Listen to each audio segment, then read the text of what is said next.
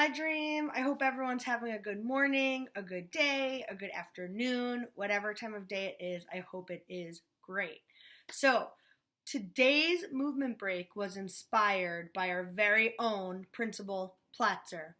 She shared a video with me of her two nephews playing a really awesome game where they worked on jumping and landing and using their hands and using their feet with this really cool activity. So I said to Ms. Platzer, I think we should do this with our Dream family. So here we are. I'm going to show you how this works. You are only going to need two things. You're going to need some paper.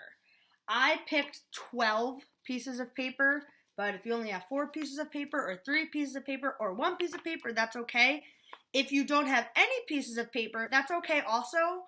Once we start with the movement, I'll explain what you could do if you don't have paper. And the other thing you're going to need is a marker.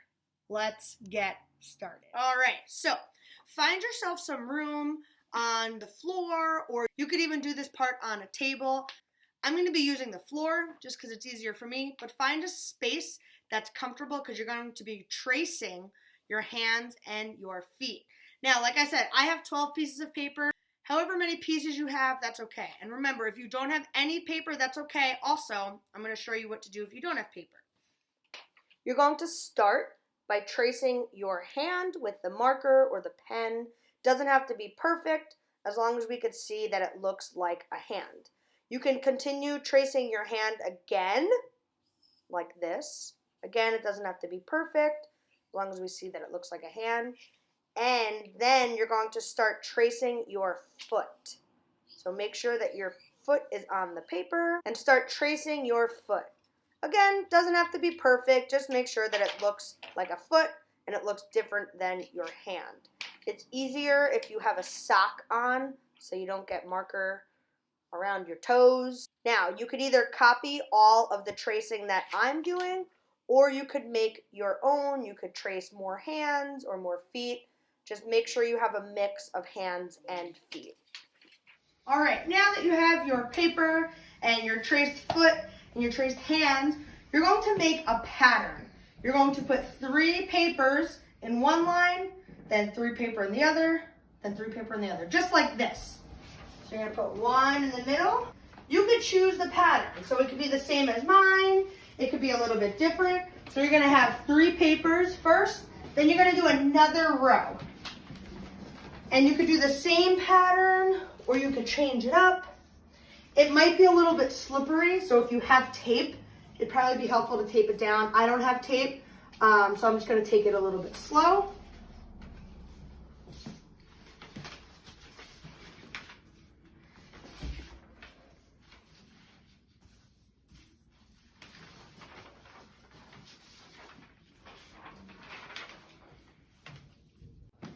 This is what my pattern looks like. You could either copy my pattern or make it your own. Okay, now, like I said earlier, if you don't have paper, that's okay. I'm gonna put a picture of the pattern up next to me so that you could still do the same movements, but just on the floor, wherever you're doing your movement break.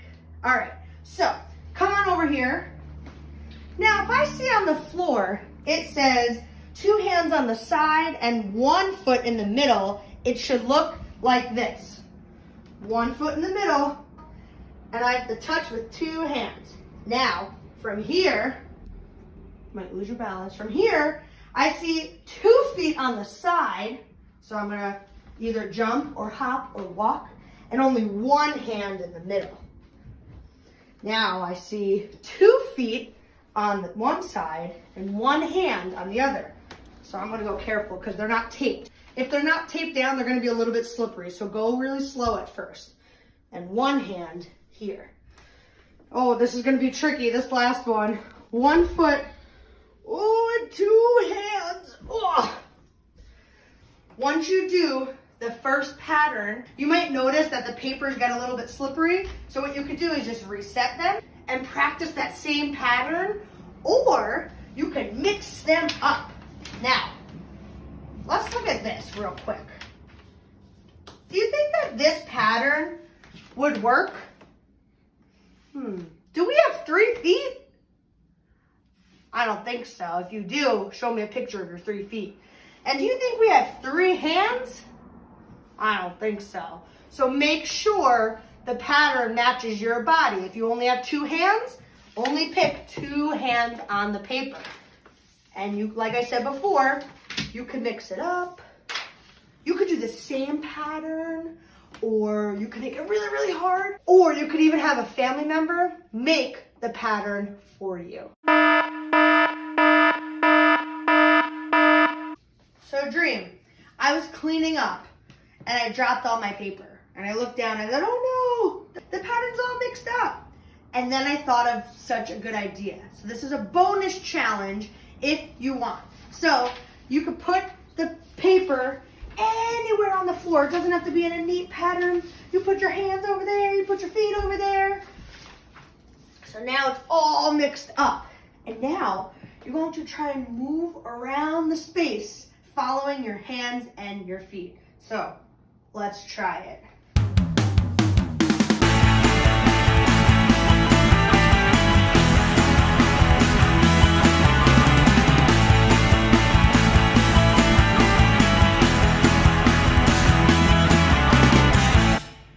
I don't know about you all, but doing all those jumping and balancing and bending is making me really thirsty. This is your reminder to drink water.